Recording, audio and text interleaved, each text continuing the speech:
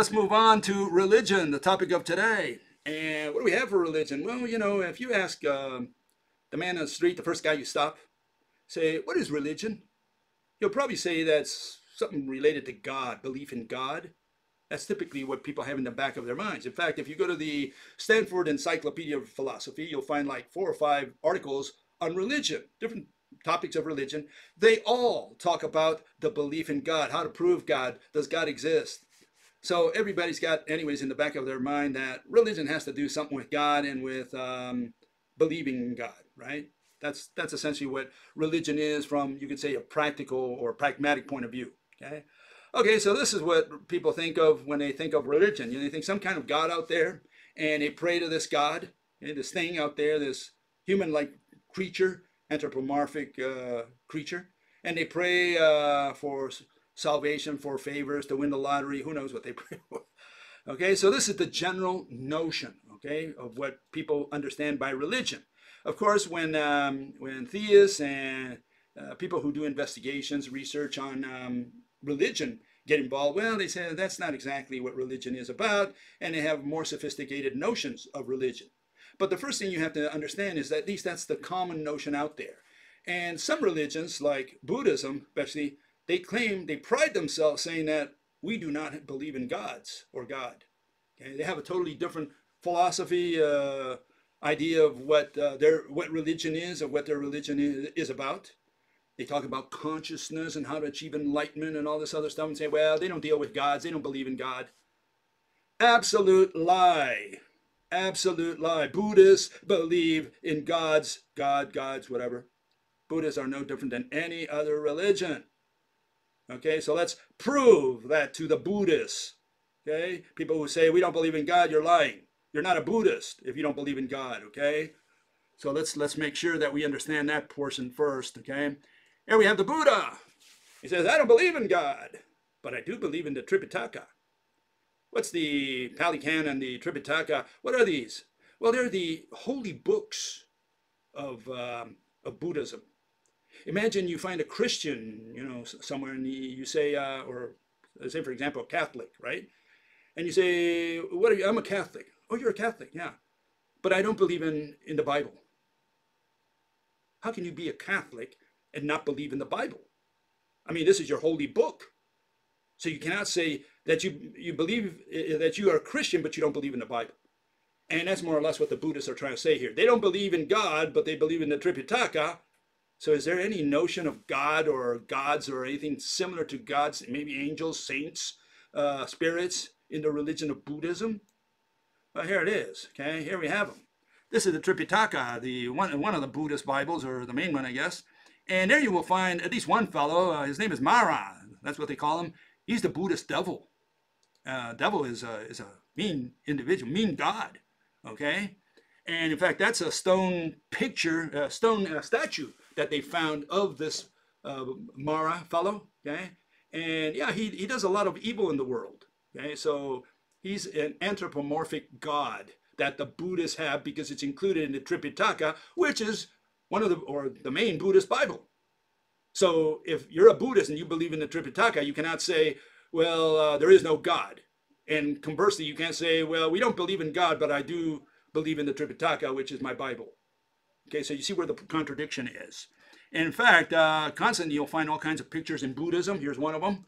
Okay, and they show this six-armed Mara, the evil one. Okay, and this is how they portray him, like do you know of any human has 6 arms? Maybe there is one out there, maybe in the Amish community, But no, the Tripitaka does have ghosts and goblins and spirits and gods.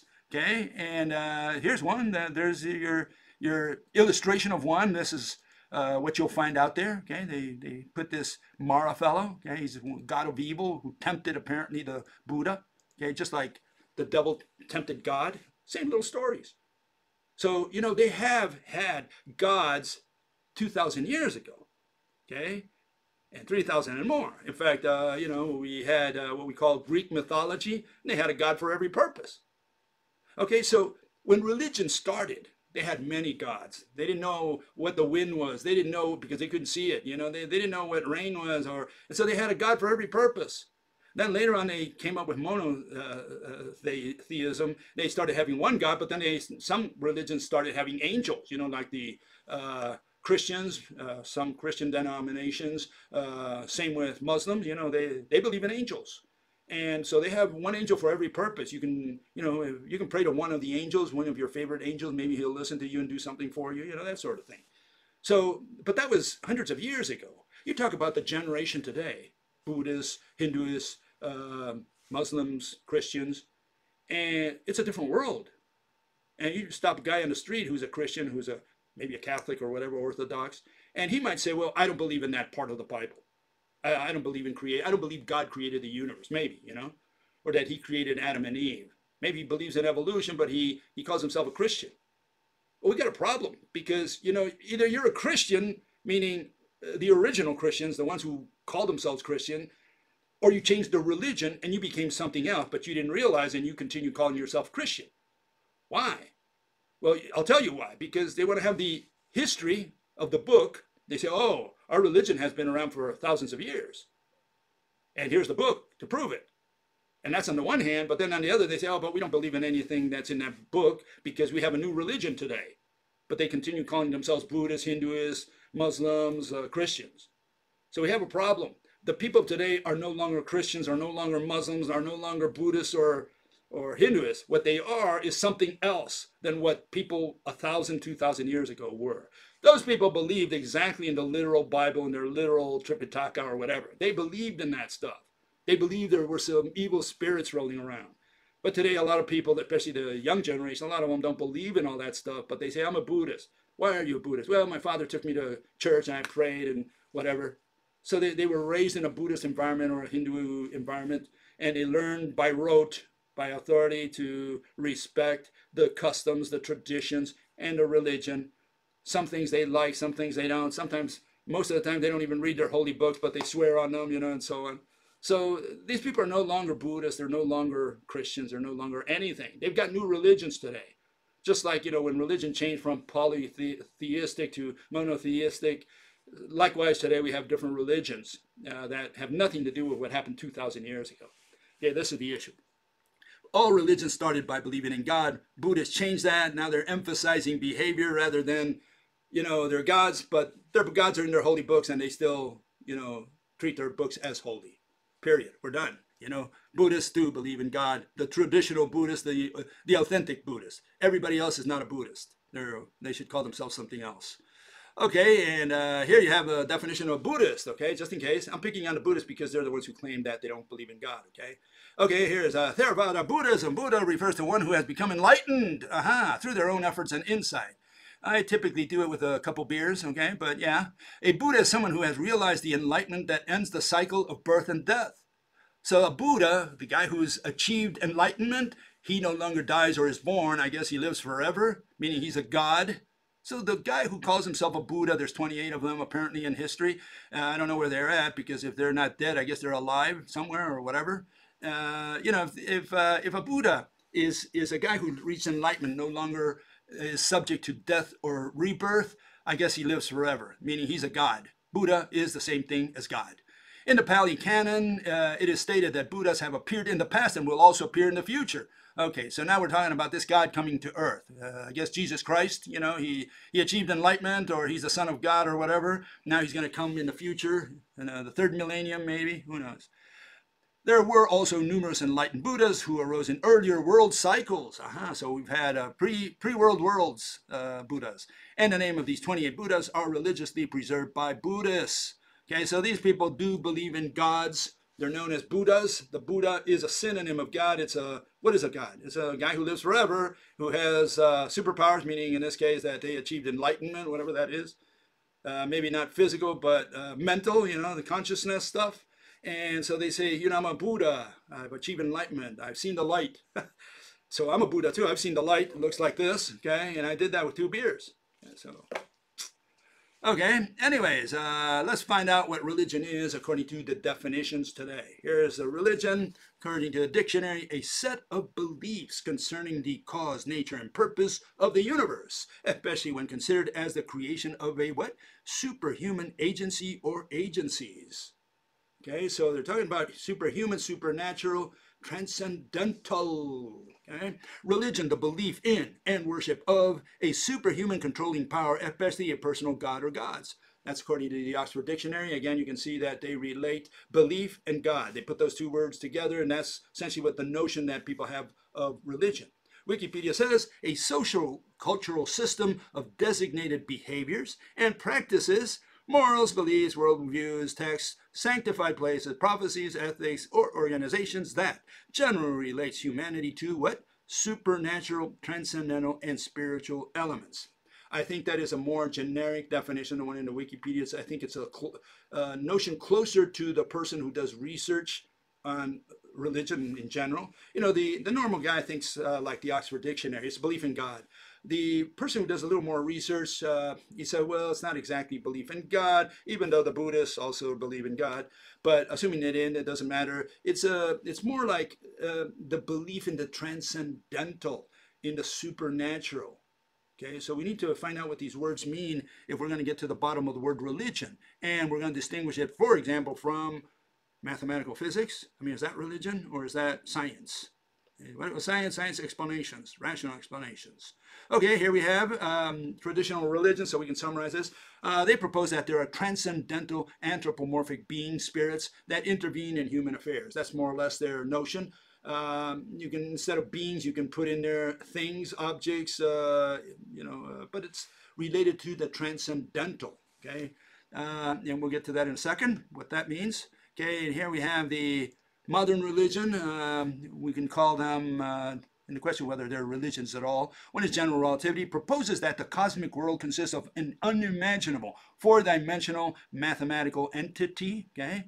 And quantum mechanics proposes that the subatomic world is mediated by reified concepts, such as wave function collapse, okay, so, or fields or energy, okay? There you have examples. General Relativity says that this is four-dimensional space-time. Why didn't I put something in there? Well, because we cannot imagine four-dimensional space-time. What am I supposed to draw?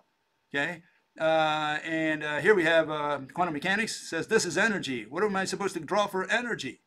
Okay, so again, it's unimaginable, and that's different than what you see on the left, where, you know, the god of the wind, Aeolus, God himself, the one from the Christians, spirits, angels, we can draw those. You know, you can draw Casper the Friendly Ghost and say that's a spirit, that's a ghost. We can draw those. We can make images of those. What image are you going to make of a four-dimensional space-time? What image are you going to make of energy? What are you going to put on the screen for the, for the congregation to see?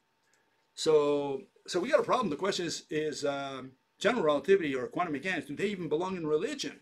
Or do we have a new category? You know, we had religion, traditional religions, that they said they believed in the transcendental. Objects, gods, spirits, angels, whatever you want to call them.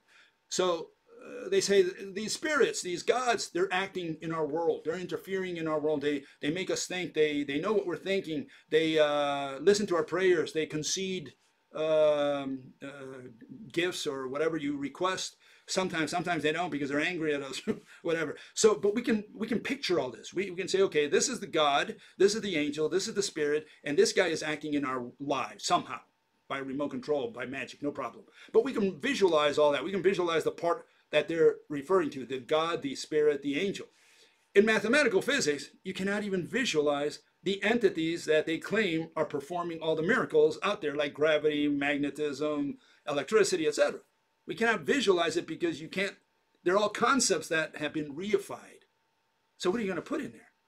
So we may have a new category that we cannot really call religion. My son, Hans, he'll probably be here next week, and he says we should call it Nazi. They're Nazis, like Hitler, they're Nazis. What is it? They tell you, you got to believe in this, you got to do this, and you just do it, you believe it. And that's it for mathematical physics. It's this abstract world which they made into a concrete world. They reified the concepts, and that's a little different than traditional religions to a certain degree. If you talk about God being a spirit, God being love, God being intelligence or anything like that, a concept, energy, then you're doing the same thing. But if you say that God is anthropomorphic, that the spirit is anthropomorphic, and that the angel, has wings and a little plate on his head, then you're talking about a real entity that you can make an image of. You can't do that with anything coming out of mathematical physics. Therefore, you cannot give a physical interpretation because of that, because you don't have any any objects to do the mechanism with. Okay, so yeah, in a way we have to distinguish the supernatural from the irrational. And so here we have supernatural theories such as the traditional religions, Christianity, Islam, Judaism, etc. And you have they believed in this transcendental world, and then you have irrational theories like mathematical physics, and general relativity, quantum mechanics, modern philosophy, atheism, agnosticism, ontology, metaphysics. All these are irrational theories. Why? Because they make all concepts, they turn them into objects. They reify them. That's when it becomes irrational. And in that sense, they're different than the supernatural. Okay, so what's the difference between irrational and supernatural? Well, here it is. Criteria for irrational is that you're treating concepts as physical objects. That's essentially what mathematical physics does. In that sense, you could say, well, it is a religion. It relies a lot on belief. Mathematicians talk a lot about belief, but that's not what distinguishes it from traditional religions. What changes there is that the modern religions, if we call them religions, of general relativity, quantum mechanics, string theory, mathematical physics in general, that includes also all the flatlanders, such as flat earthers, etherists, the electric universers, John Chappell group, all these people, they're in the same boat. They are irrational theories because all these, dissidents, they've copied the entities or the wording of mathematical physics. They use the word energy, they use the word charge, they use the word field, wave, they use all the same language, and that's why they're irrational as well. And yeah, what you're doing is you're concretizing a concept. You're reifying a concept. You're turning it into a physical object. That's the main one. There's a couple others, where you have no definition. People say that's word salad, as one guy suggested, or they have undefined words. Ether is the main one we discussed today. So yeah, what we're saying is that maybe there's a difference between the religions of the last 100 years, general relativity and quantum mechanics specifically, with respect to traditional religions, in that they reify concepts. And that's a little different than having an anthropomorphic God or angel or spirit.